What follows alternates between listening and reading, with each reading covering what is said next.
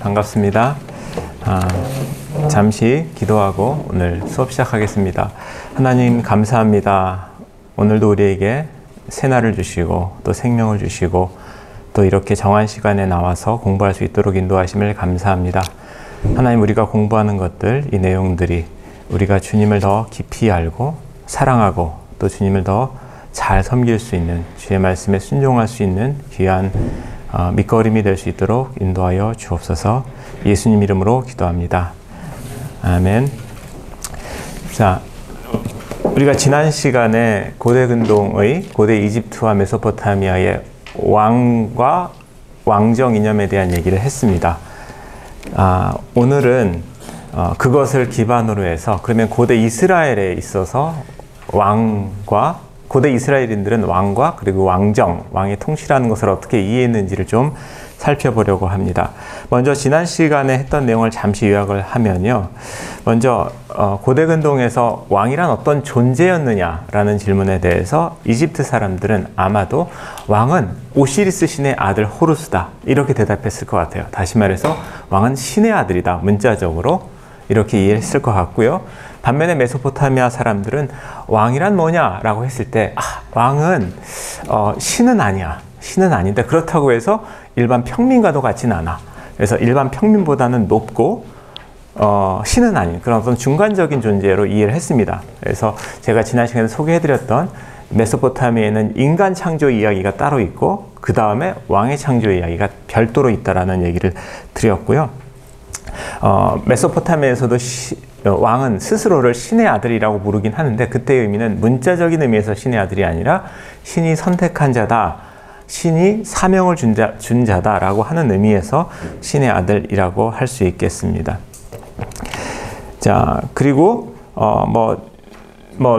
이집트나 메소포타미아나 왕의 계승은 다 세습이라는 원칙에 의해서 이루어집니다. 왕정이라는 것은 기본적으로 세습이에요. 그렇지만 왕조가 변할 때는 이런 어떤 왕의 존재론적 지위가 달랐기 때문에 조금 다른 방식으로 왕조의 변화를 변호하죠. 이집트에서는 어떻게 하냐면 우리 어머니의 침실에 신이 들어서 우리가 잉태됐다, 진짜 우리가 신의 아들이다, 이런 식의 이야기를 만들어내고요. 메소포타미아에서는 그런 얘기보다는 신이 나를 좋아해서 선택했다라는 어떤 내러티브를 꾸며냅니다. 제가 구체적으로는 설명은 지금 안 드리겠습니다. 또 통치 이념. 그러면 통치한다라는 것, 통치가 뭐냐라고 했을 때 이집트에서는 왕이 생명을 주는 것, 백성들에게 생명을 주는 것이 통치라는 것이고요. 그럼 어떻게 생명을 주느냐 했을 때 꼭 나오는 것이 악을 물리치는 거예요. 그러니까 단순히 이 세상에 그냥 생명이 주어지는 것이 아니라 악과 싸워 이긴 다음에 생명이 주어지는 거고요. 메소포타미아에서도 실은 이런 내용이 그대로 이어지긴 하는데 왕이 직접 생명을 준다라기보다는 신의 중보자로서 신의 도움으로 이런 생명을 주고 악을 무찌르는 일을 한다라고 말할 수가 있겠습니다. 또 메소포타미아에서는 백성에 대한 책임도 약간 있어서 백성들이 신을 잘 섬길 수 있도록, 신들이 잘 운영될 수 있도록 최소한의 생활을 보장하는 복지도 있습니다. 자, 그 다음에 왕의 권한인데요. 이거는 이제 제도적으로 왕의 권한을 제한할 수 있는 장치가 있느냐라는 질문이에요. 이 질문에 대해서는 메소포타미아나 이집트 다 없습니다. 그러니까 제도적으로 왕권을 견제할 수 있는 게 하나도 없어요. 그래서 둘 다 전제적 왕권이라는 말을 썼고요. 반면에 이제 이스라엘 얘기를 하게 되겠지만 이스라엘에서는 그 왕권을 제한할 수 있는 제도적인 장치가 있습니다. 그다음에 마지막으로 왕정의 존재론적 지위인데요. 요거는 맨 위에 왕의 존재론적 지위가 조금 다른 문제예요. 왕정, 제도죠. 이 제도를 어떻게 생각하느냐. 이집트에서는 당연히 이 제도도 신적인 것이라고 생각했고요. 메소포타미아에서도 왕은 사람이지만 이 제도 자체는 하늘의 것이다, 하늘에서 내려온 것이다 라고 해서 역시 이 제도 자체는 신의 것이다 라고 말할 수 있을 것 같습니다. 나중에 이제 우리 고대 이스라엘의 얘기를 하면 이 메소포타미아와 비슷한 것 같지만 조금 다른 측면을 볼 수 있는데 고대 이스라엘에서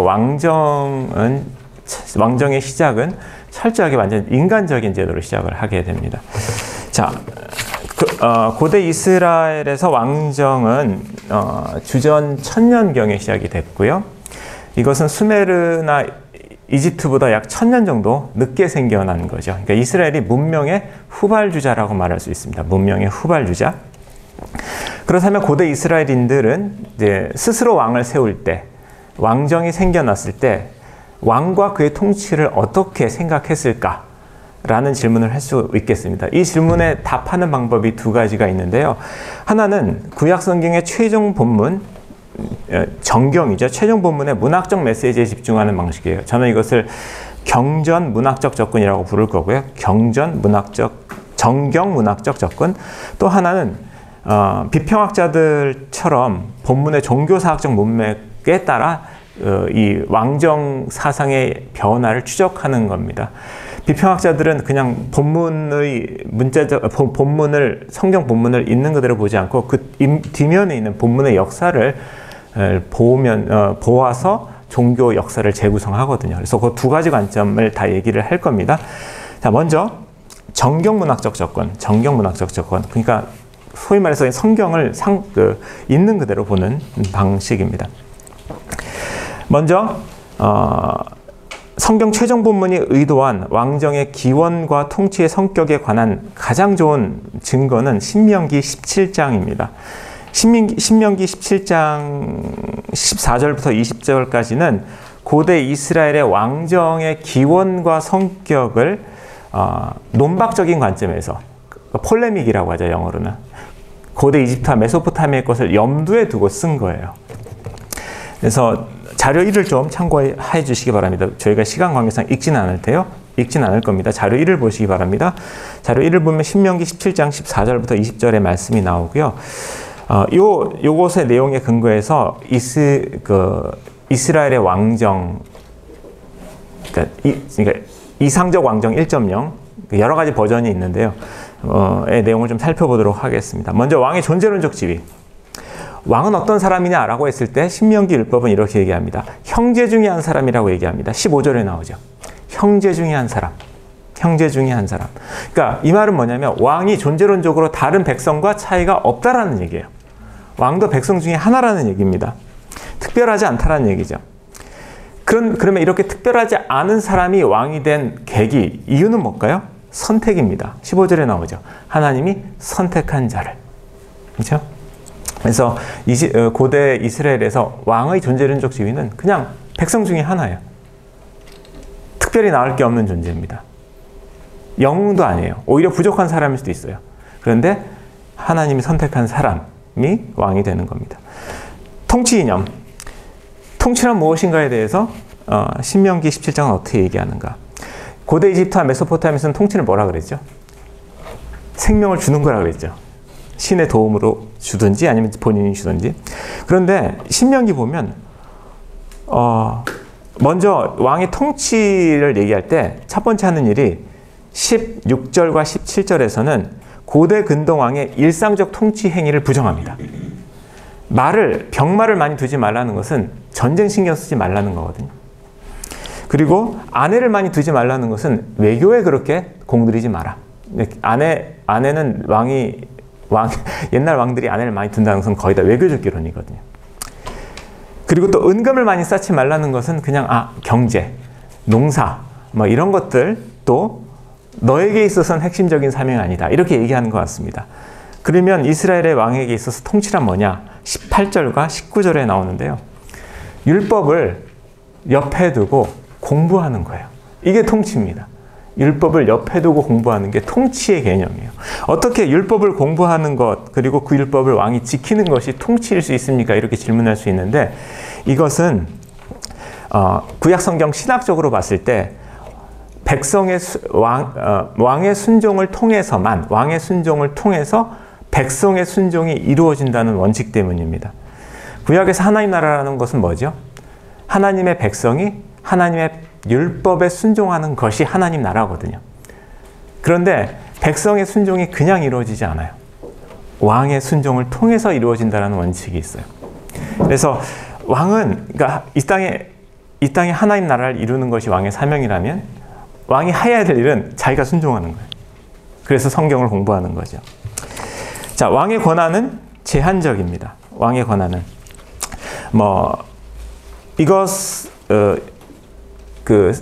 이스라엘에서 하나님께서 왕정을 주실 때 함께 주신 제도가 있는데 이게 선지자 제도입니다. 선지자 제도. 이스라엘에서 선지자 제도는요, 헌법기관이에요. 선지자는 헌법기관입니다. 왕정과 동시에 세워진 헌법기관으로서 왕정이 없어지면서 선지자 제도도 사라져버려요. 그럼 선지자는 뭐 하는 사람이죠? 하나님의 말씀으로 왕을 견제하는 사람이죠. 그래서 오늘날의 삼권 분립처럼 왕정이 생기면서 왕정과 함께 동시에 선지자 제도를 줍니다. 또 선지자보다는 두드러지지 않지만 제사장 제도도 마찬가지예요. 고대 근동에서는요, 이론적으로 왕이 대사제입니다. 제사장입니다. 그리고 실은 진짜 제사장들은 왕의 녹을 받고 왕이 다 할 수 없으니까 위임한 사람들의 일을. 근데 왕만이 실은 제사 드릴 수 있습니다. 그런데 이스라엘에서는 그 개념이 없어요. 왕이 제사 드리면 뭐라 그래요? 월권했다 그러죠. 월권했다 그러죠. 그래서 왕의 역할과 사제의 역할이 엄격하게 분리되어 있습니다. 그러니까 왕이 모든 것을 다 할 수 있는 게 아닙니다. 그래서 나중에 이제 조금 더 이 얘기는 좀 더 설명을 하겠습니다. 그 다음에 마지막으로 왕정의 존재론적 지위. 그 왕정은 어디서 왔느냐 했을 때 이것도 신명기 17장을 보면 완벽하게 인간이 만든 제도입니다. 왕정은. 보세요. 15절 보시면요, 이런 말이 있죠. 반드시 내 하나님 여호와께서 택하신 자를 내 위에 왕으로 세울 것이며, 이런 말이 있는데 여기서 왕으로 세우는 주체가 여호와가 아닙니다. 여호와는 선택한다라는 말의 주어일 뿐이고요. 왕으로 세우는 것은 너희들이에요. 너희들이 세우는 거다. 너희들이 세우는 거다. 그래서 신명기 17장 15절에 따르면 왕정이란 제도를 세우는 것은 신도 아니고 신이 아니에요. 하나님이 아니고 사람이에요. 너희들이 세우는 거다. 언제? 14절 보면 너희들이 그 땅에 정착해서 살아갈 때, 왕이 갖고 싶을 때, 너희들이 나한테 요구할 때, 그때 너희들이 세워라. 이제 이런 어떤 논리가 되겠습니다. 그래서 이스라엘에서는요, 왕도 사람이고 왕정 제도도 인간적인 제도예요. 그리고 이것은 메소포타미아에서의 제도와 비슷한 것 같지만 달라요. 메소포타미아에서는 왕은 사람이지만 제도는 하늘에서 내려온 거거든요. 신적인 것. 그러나 이스라엘에서는 철저히 인간적입니다. 철저히 인간적인, 정치적인 거죠.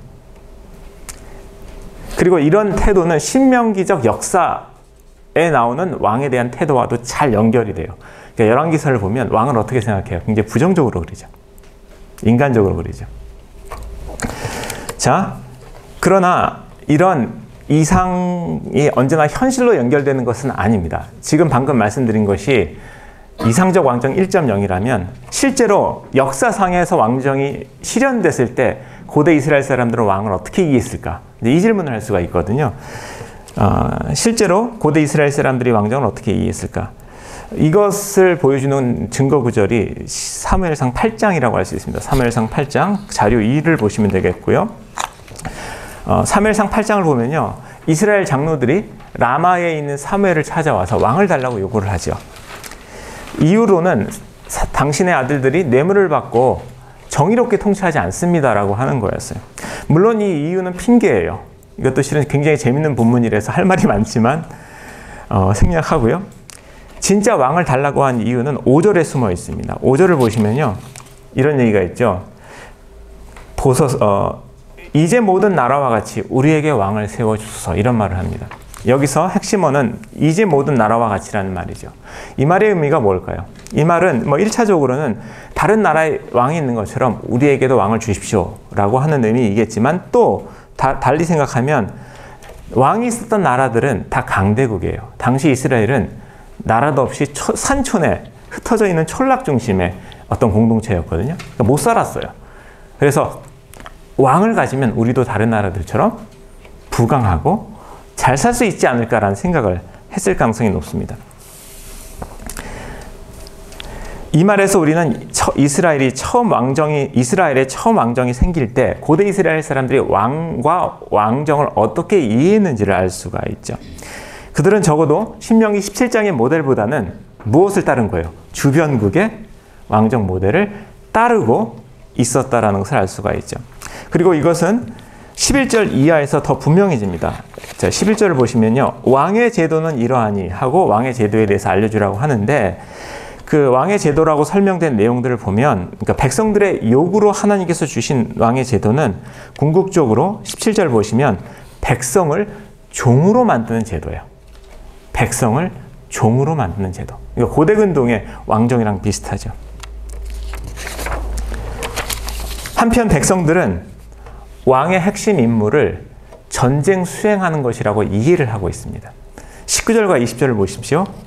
자, 사무엘이 하나님의 명을 받아서 백성들한테 왕이 생기면 너 이러이러한 일을 해야 돼. 나쁘지? 이렇게 말하면서 백성들이 왕을 달라고 한 것을 후회하도록, 철회하도록 말하는데 백성들은 이미 다 알고 있었다는 듯이 우리 그거 다 알아요.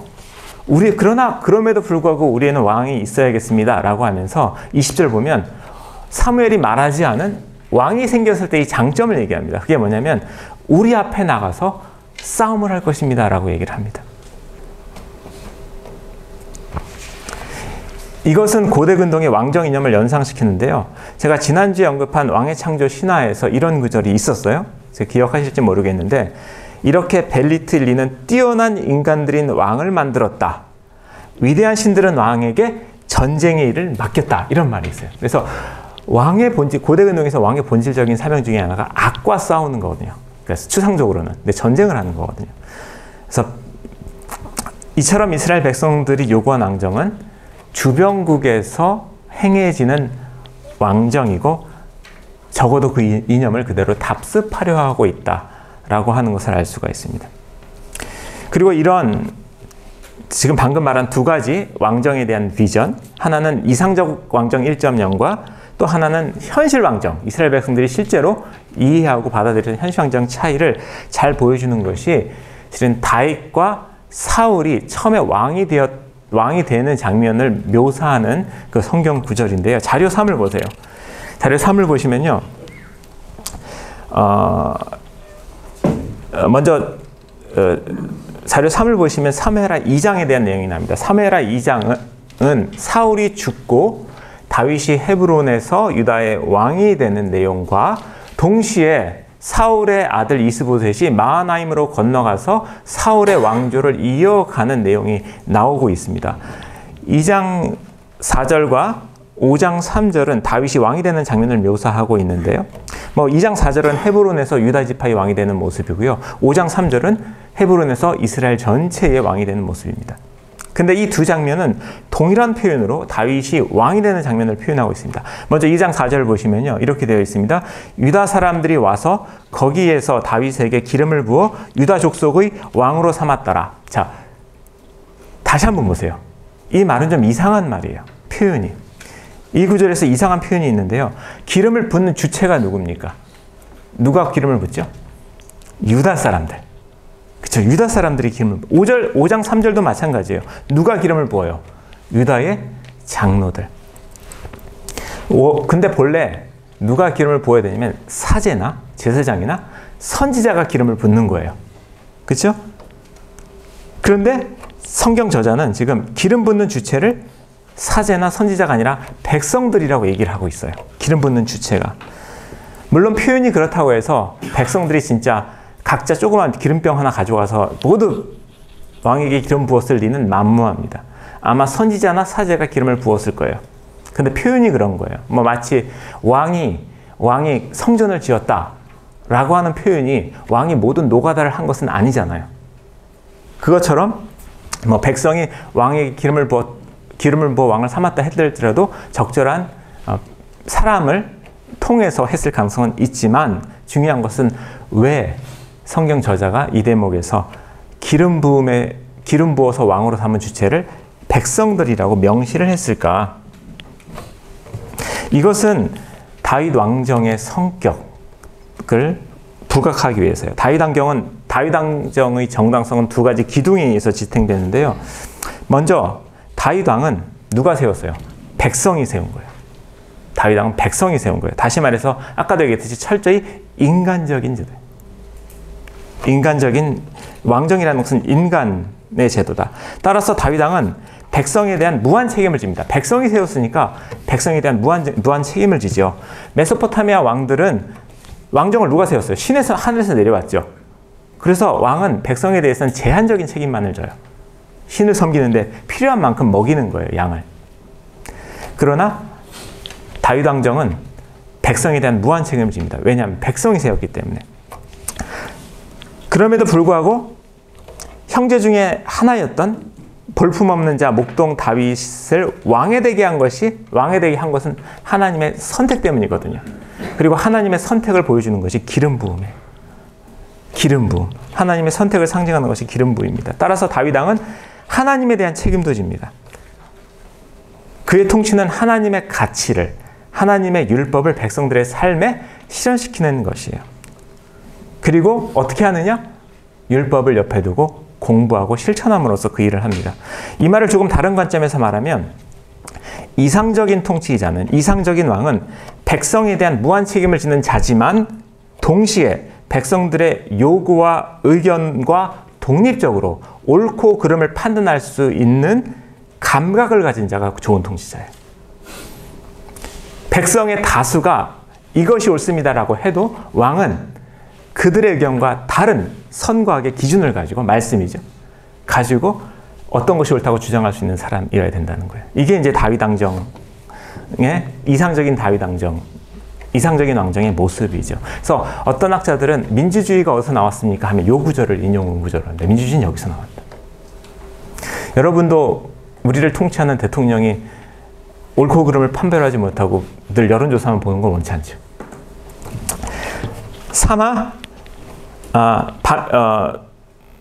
그리고 이런 다윗 왕조의 이상형과 반대인 것이 사울 왕조이거든요.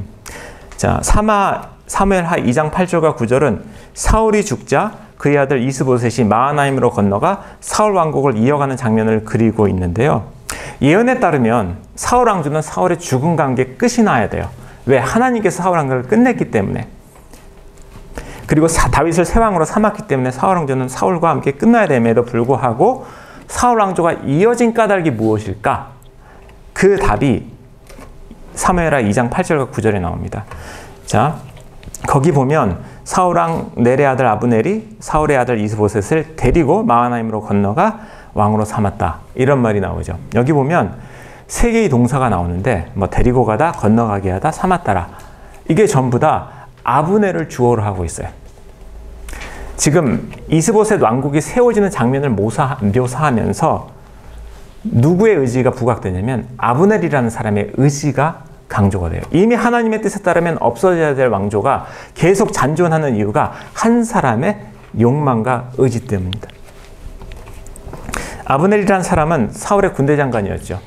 권력이 굉장히 셌어요. 그래서 사울이 죽으면서 왕이 될 수도 있었지만 2인자로 남기를 선택합니다. 왜? 그것이 그의 스타일이기도 하고 그것이 자신의 이익을 극대화하는 방식이기도 했기 때문일 거예요. 자, 구약 성경 저자는 그 사울의 잔존 왕국이 지속된 이유를 한 개인의 욕심에서 찾는데요. 이것은 이제 고대 근동의 왕정을 비판하는 내용입니다. 물론 이집트나 메소포타미아 이념에 따르면 왕정이라는 것이 신적인 거고 신적인 것이기 때문에 정의상 공익적인 것이지만 구약 성서는 다윗 왕정처럼 민심과 신의 뜻에 위해 세워진 것을 이상적으로 보고 신이 버린, 하나님이 버린 사울 왕정이 지속되는 이유를 인간의 욕망에서 찾아요. 인간의 욕망.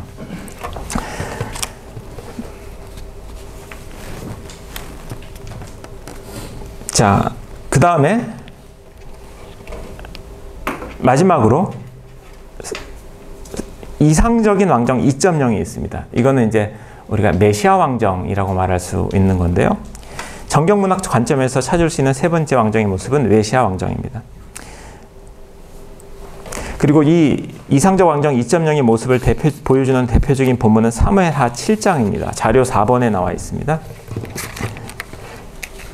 자, 사무엘하 7장은 하나님께서 다윗에게 주신 언약이죠. 왕조 언약인데요. 그 핵심은 13절과 16절에 나오는데 그 핵심은 이제 1차적으로 내용의 핵심은 13절과 16절에 나옵니다. 즉 다윗 왕조가 영원할 것이라는 약속이죠. 다윗 왕조 무너지지 않는다. 영원할 것이라는 약속입니다. 그리고 14절과 15절은 하나님과 왕조와의 관계를 고대 근동의 보호자와 피보호자 사이의 수호조약의 언어로 설명하고 있습니다. 비슷한 예를 나중에 보게 될 겁니다. 히타이트의 예를. 이런 의미에서 그 14절에 나오는 나는 그에게 아버지가 되고 그는 나에게 아들이 된다. 다시 말해서 왕이 나의 아들이 될 것이다 라는 말도 그냥 문자적으로 이해할 필요는 없고요. 신의 선택이나 계약이나 조약의 의미로 이해될 수 있습니다. 자, 하지만 이 언약이 어느 순간 새롭게 해석됩니다. 단순히 다윗 왕조가 망하지 않을 것이다 라는 약속이 아니라 다르게 해석됩니다. 언제냐면 다윗 왕조가 망한 다음에 새롭게 해석됩니다. 다윗 왕조가 586년에 바벨론에 의해서 망하죠. 그 망했을 때 많은 사람들이 다윗과의 언약이 무너졌다고 생각했어요. 실제로 다윗 언약이 깨졌다. 자, 이런 정서를 잘 보여주는 것이 시편 89편인데요. 찾지는 마세요. 근데 제가 몇 구절 읽어드릴게요. 시편 89편을 보면 이런 말씀이 있습니다. 주께서 다윗에게 맹세하기를 내가 내 자손을 영원히 견고히 하며 내 왕위를 대대히 세우리라 약속하셨나이다. 그런데 주의 종의 언약을 미워하사 그의 왕강을 땅에 던지시며 욕되게 하셨습니다. 주여, 주의 성실하심으로 다윗에게 맹세하신 그 이전에 인자하심과 성실하심과 약속은 어디에 있는 겁니까? 이렇게 외치는 구절이 시편 89편에 나와요. 이 말은 뭐예요? 나라가 멸망한 것을 본 사람들의 마음속에 이 질문이 있었다는 거예요. 다윗에게 한 약속은 어디 있습니까? 왜 나라가 무너져야 됩니까? 그러니까 나라가 망한 것과 그것을 보고 다윗의 언약이 깨졌다라고 느끼는 사람이 많았다라는 얘기죠. 하지만 다른 이스라엘 사람들은 다윗의 언약이 깨지지 않았다. 여전히 유효하다라고 믿고 있습니다. 하나님의 약속은 절대로 지켜지기 때문에. 그래서 다윗의 언약을 새롭게 해석합니다. 다윗은 새롭게 해석합니다. 그리고 역대서에 기록된 다윗의 언약, 역대서 17장 12절과 14절에 기록된 다윗의 언약, 이것도 이제 자료 4번에 나오는데요. 이것은 새로운 해석, 다윗 언약에 대한 새로운 해석을 반영하는 내용입니다. 이론적으로는 실은 똑같은 구절이어야 돼요. 그런데 특히 14절을 보세요. 다른 내용은 다 동일합니다. 근데 14절 보면 내가 영원히 그를 내 집과 내 나라에 세운다라고 나왔어요. 그런데 사무엘 하에 나오는 내용과 비교하면 좀 다르죠. 사무엘 하에서는 다윗의 집, 너의 집과 너의 나라가 영원할 것이라고 되어 있는데 지금 역대서에서는 나의 나라와 나의 집이 영원할 것이라고 하죠. 다시 말해서 역대서 저자는 이 다윗 언약의 진짜 의미는 다윗 왕조가 영원할 것이라는 것이 아니라 하나님의 나라가 영원할 것이다 라고 하는 내용을 설파하는 거예요, 지금. 그리고 이러한 변화와 함께 나는 그의 아버지가 되고 그는 나의 아들이 될 것이다. 다시 말해서 왕이 하나님의 아들이라는 개념도 변화합니다. 해석이 바뀝니다. 앞에서는 단순히 조약의 언어로, 선택의 언어로, 입양의 언어로 이해되었다면 이제는 하나님의 앞으로 올 하나님의 나라를 이룰 중보자로서의 하나님의 아들로 언급이 되고 있어요. 그리고 이때 하나님의 아들의 의미가 무엇이냐는 논쟁할 수 있지만 이제 우리가 앞으로 살피겠지만 시편 2편이나 시편 110편에 나오는 것처럼 신성을 가진 메시아, 신성을 가진 왕의 의미를 포함할 수도 있어 보입니다.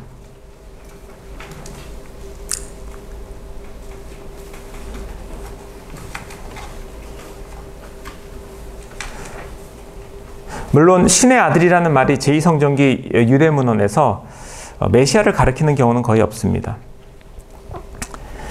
메시아를 가리키는 몇몇 안 읽는 용례의 경우도 메시아가 숭배의 대상이 되는 경우는 없습니다. 유대문헌에서. 물론 그런 어떤 변화는 우리 신약 성경에서 발생을 하죠. 그럼에도 불구하고 우리가 살필 바처럼 구약 성서 안에 여러 증거들 구약 성서 안에서 신적인 메시아를 암시하는 몇몇 구절들은 분명히 있어 보입니다. 자, 조금 이제 관점을 바꿔서 비슷한 얘기가 이어질 텐데요. 관점을 바꿔서 그 종교사학적으로 고대 이스라엘의 왕정 얘기를 좀 다시 풀어가도록 하겠습니다. 종교사학자들은 성경의 최종 본문 이면에 있는 본문 형성의 역사를 재구성해서 종교사, 이 경우는 이제 왕정의 역사를 추적합니다. 특히 이제 3단계의 변화를 추적하는데요. 첫 번째는 예루살렘 왕정 신학이라고 부를 수 있다. 예루살렘 왕정 신학. 왕정 시대의 이념이죠. 그 다음에 나라가 망한 다음에 신학, 그것을 이제 신명기 역사적 왕정 신학이라고 부를 수 있고요. 마지막으로 이제 중간기, 제2성전기 혹은 페르시아 시대 이후의 어떤 왕정 이념은 메시아 신학이라고 말할 수가 있겠습니다. 먼저 예루살렘 왕정 이념에 대해서 살펴보면요. 예루살렘 왕정 이념에 따르면 이스라엘의 왕은 신의 아들로 호칭됩니다. 신의 아들. 이것은 메소포타미아나 이집트랑 같죠. 그 의미가 무엇인지는 우리가 논쟁적이지만, 다시 말해서 왕정시대의 고대 이스라엘은 이방 나라와 동일한 성격의 왕정 국가였다는 뜻입니다. 신학적으로는 다윗 왕조, 이스라엘이 특별한 하나님의 나라다. 다시 말해서 이 땅에 이루어진 하나님의 특별 공동체다라고 말할 수 있지만, 종교사학자들은, 그리고 객관적으로 봤을 때는 이스라엘이라는 나라는 그 당시 많이 있었던 동일한 왕국 중에 하나다라고 말을 하는 거예요. 이념도 똑같았다. 그리고 이런 유다 왕정의 이념은 자료 5번 시편 2편에 잘 드러나 있습니다. 자료 5번을 보시면요. 특히 6절과 7절을 보세요. 6절과 7절 보시면 내가 나의 왕을 나의 거룩한 산 시온에 세웠다 하시리로다. 여호와께서 내게 이르시되 너는 내 아들이라 오늘 내가 너를 낳았도다. 자, 많은 학자들이 여기에서 이제 이집트의 왕정 이념을 보는데요. 왕이 신의 아들이라는 개념은 메소포타미아에서도 나타나지만 신이 왕을 향해서 너는 내 아들이다 이렇게 노골적으로 부른 호칭과 그 다음에 내가 너를 낳았다라고 하는 말은 이집트에서만 나타납니다. 특히 내가 너를 낳았다, 너는 나의 아들이다, 이 말은 이집트의 파라오가 즉위식에서 하는 말이에요. 신왕국 시대의 호레맵의 대관식에서 아문이라는 신이 호레맵에게 너는 내 아들이다, 내 육체에서 태어난 상속자다라고 말하고요. 프타 신이 람세스 2세에게도 나는 너의 아버지다, 내가 너를 낳았다라는 말을 하고 있어요.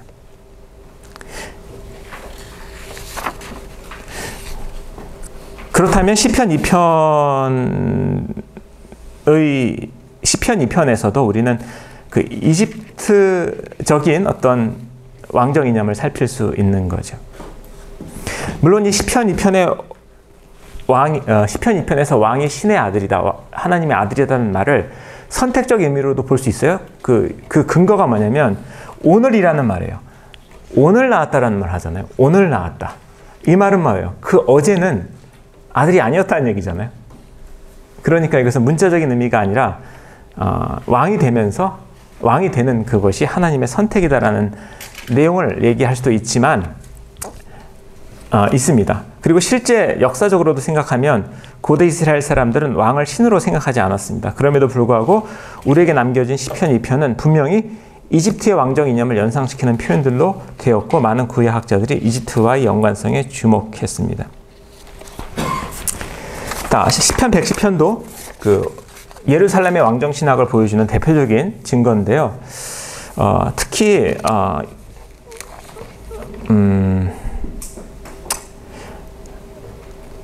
1절 보시면요. 혹시 제가 시편 110편은 안 드렸죠? 있어요? 네.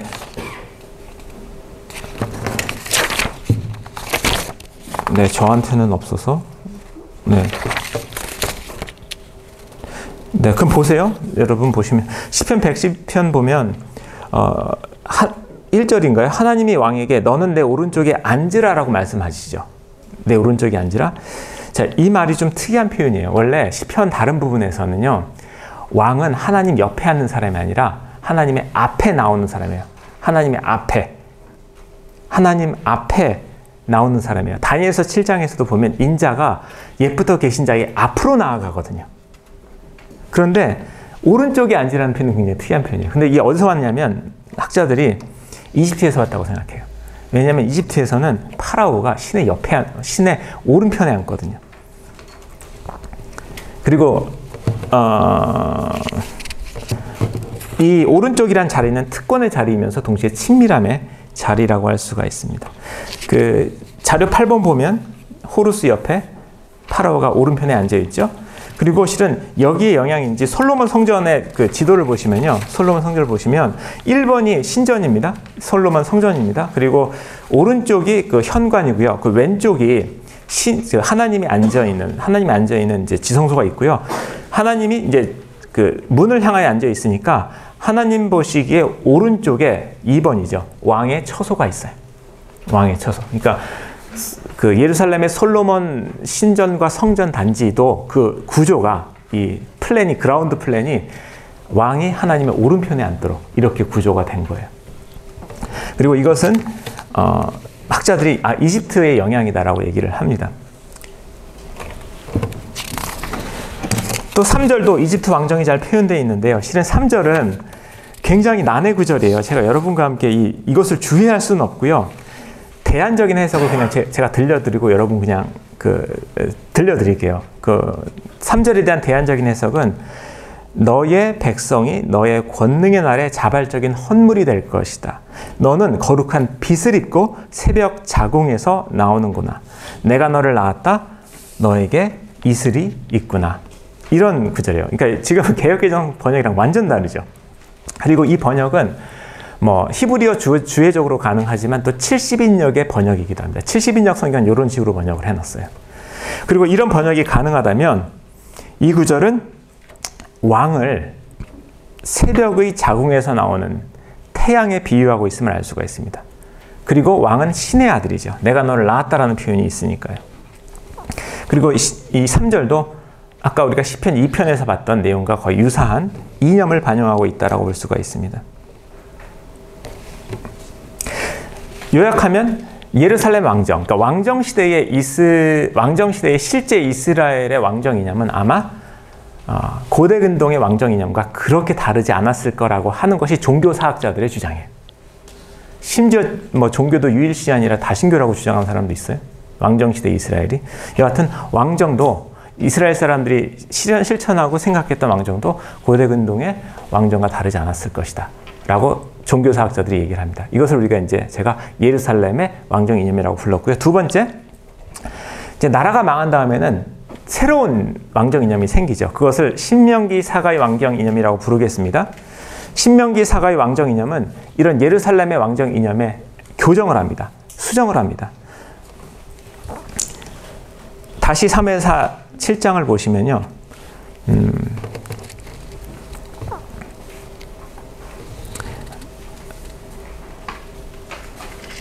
나는 그의 아버지가 되고 그는 나의 아들이 될 것이라는 부분을 다시 한번 생각해 보시면요.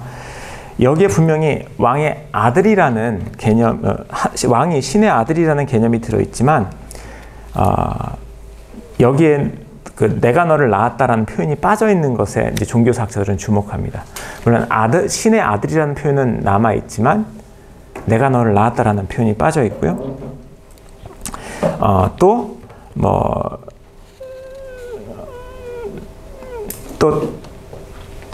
다윗 왕 자신을 하나님의 아들이라고 부르지도 않습니다. 그러니까 여기 보면 내가 그의 아들이 될 것이다 라고 하는데 여기서 그는 다윗이 아닙니다. 다윗의 후손입니다.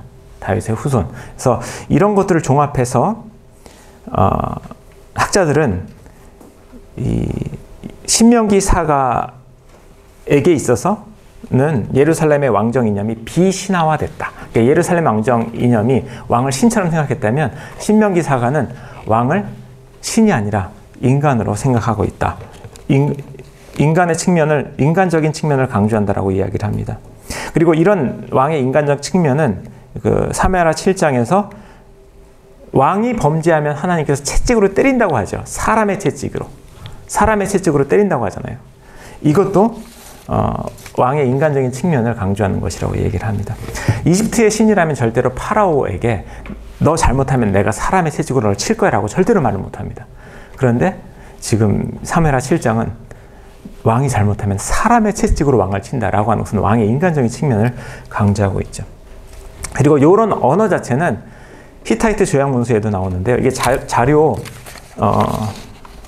10번에 나오는데 제가 읽지는 않겠습니다. 그런데 뭐 잘못하면 때린다. 그렇지만 때릴지라도 징계할지라도 유업을 뺏지 않겠다라는 내용이 사무엘의 실장의 내용과 굉장히 유사합니다. 이렇게 신명기 사가의 왕정 이념에서는 왕의 보다 인간적인 측면이 강조됩니다. 즉 신명기 사가에게 있어서는 왕은 좋은 캐릭터가 아닙니다. 그래서 사사기 보면 기드온이 왕 되는 것을 싫어했고요. 아비멜렉이 왕이 됐지만 여자에 의해서 불명예스러운 죽음을 당하죠. 그리고 열왕기서열을 읽어보면 왕들을 비난하지 왕들을 칭찬하는 것을 거의 볼 수가 없을 겁니다. 선지자들도 이 신적인 왕의 개념에 대해서 부정적입니다. 에스겔 선지자는 두로 왕을 가리켜서 너는 사람이지 신이 아니다 이렇게 말을 합니다. 너는 사람이지 신이 아니다. 물론 이것은 이제 이방 왕, 두로 왕, 자신을 스스로 신으로 생각하는 이방 왕을 비난하는 말이지만 이방 왕처럼 스스로를 높이고 있는 유다 왕들, 이방 왕처럼 행동하는 이스라엘의 왕들에게도 적용되는 말이에요. 에스겔이 너는 사람이지 신이 아니다. 자, 이게 이제 신명기 사가의 왕정 이념이라면 마지막으로 이제 페르시아 시대 이후 제2성전기 중간기 때는 이스라엘 왕이 없잖아요. 그때는 이제 메시아 왕정 신학이 나오게 됩니다. 페르시아 때에 성전이 재건되죠. 성전이 재건됐을 때 사람들이 막 박수치고 좋아했을까요? 아니면 실망이 컸을까요? 제2성전이 딱 만들어졌을 때 사람들이 예언대로 성전이 회복됐구나라고 좋아하는 사람도 있었지만 많은 사람들이 그 초라함에 놀랐어요. 성전은 회복됐는데 이게 이렇게 초라하구나. 하나님께서 회복에 대해서 말씀하신 모든 예언들을 비춰보면 너무 현실이 초라한 거예요. 그래서 사람들이 그 회복에 대한 예언들, 특히 예레미야 예언들을 다시 해석하기 시작합니다. 그러면서 이제 나오는 것이 메시아 사상이거든요.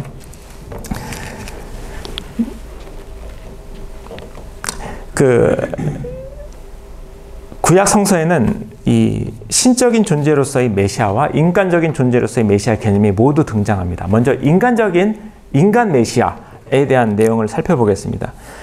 먼저 에스겔은 앞으로 올 왕에 대해서 멜레크라는 말을 쓰지 않습니다. 멜레크는 히브리어로 왕이라는 말이고요. 이것은 고대 근동의 왕들을 지칭하는 말이기도 합니다.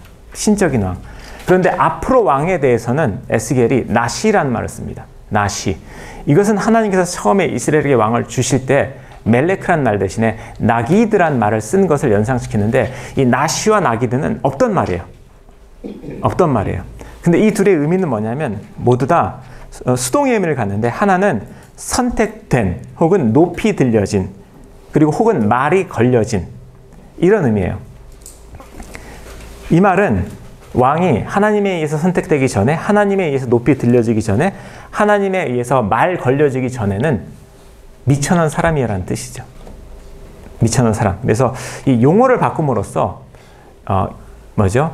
이스라엘의 앞으로 올 메시아가 너희들이 생각하는 건 신적인 존재가 아닐 것이라는 얘기를 들려주고 있고요.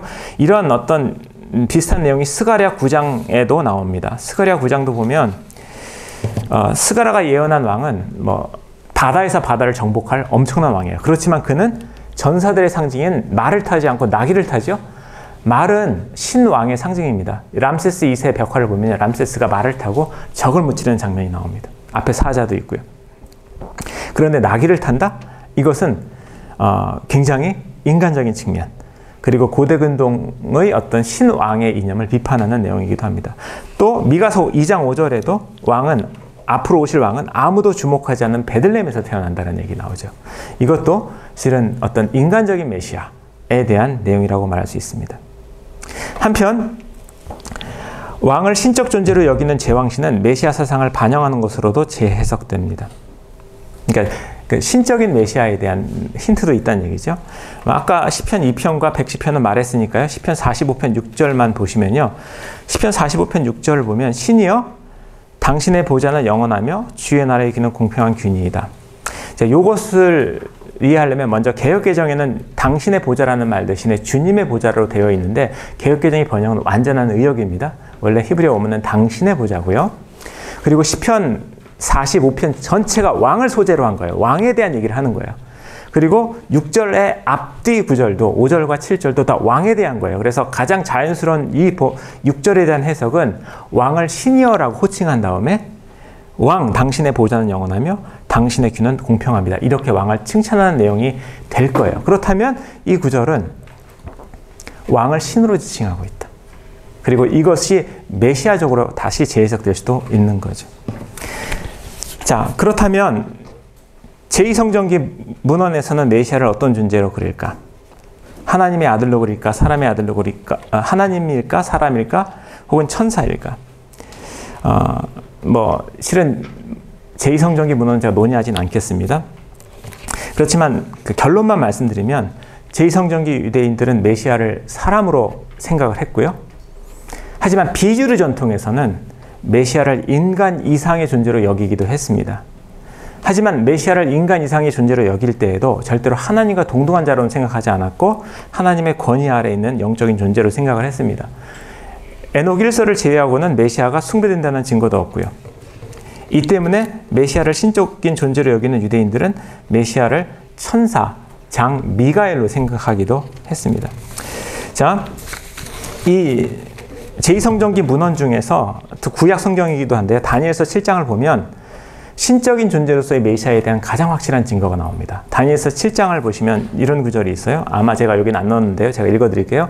내가 또 밤의 환상 중에 보니 인자 같은 이가 하늘에서 구름을 타고 예적부터 계신 이에게 나와 그 앞으로 인도되매 그에게 영광과 권세와 나라를 주었다라는 말이 나오거든요. 이 다니엘서에서는 실은 유대인 메시아 사상이 화학적인 변화를 일으킵니다. 여기서 신적 메시아 사상이 가장 두드러집니다. 먼저 구름을 탄다라는 말, 인자가 나오는데요. 구름을 탄다는 말은 얘가 신이라는 뜻이에요. 이분이 신이라는 뜻입니다. 또 그럼에도 불구하고 그 구름을 타는 자를 인자, 사람의 아들이라는 말로 표현해요. 사람의 아들의 가장 일반적인 상식적인 뜻은 평민이라는 뜻입니다. 사람의 아들. 신의 아들은 왕이고요. 신의 아들은 왕이고 사람의 아들은 평민입니다. 이것은 스가랴와 미가의 예언을 따라 메시아가 매우 서민적인 특징을 가질 것이라는 점을 강조하는 듯합니다. 그렇지만 그 인자가 구름을 타는 자가 됩니다. 악을 무찌르는 전사가 됩니다. 그리고 그는 옛부터 계신 자의 앞으로 인도돼요. 다시 말해서 왕의 포지션을 갖게 되는 거예요. 그리고 그는 세상을 다스리는 권세를 부여받게 됩니다. 그래서 미천한 태생의 존재이지만 구름을 타게 되는 존재. 그러면서 왕, 이런 어떤 이미지가 다니엘서 7장이 그리는 신적인 메시아의 이미지이고요.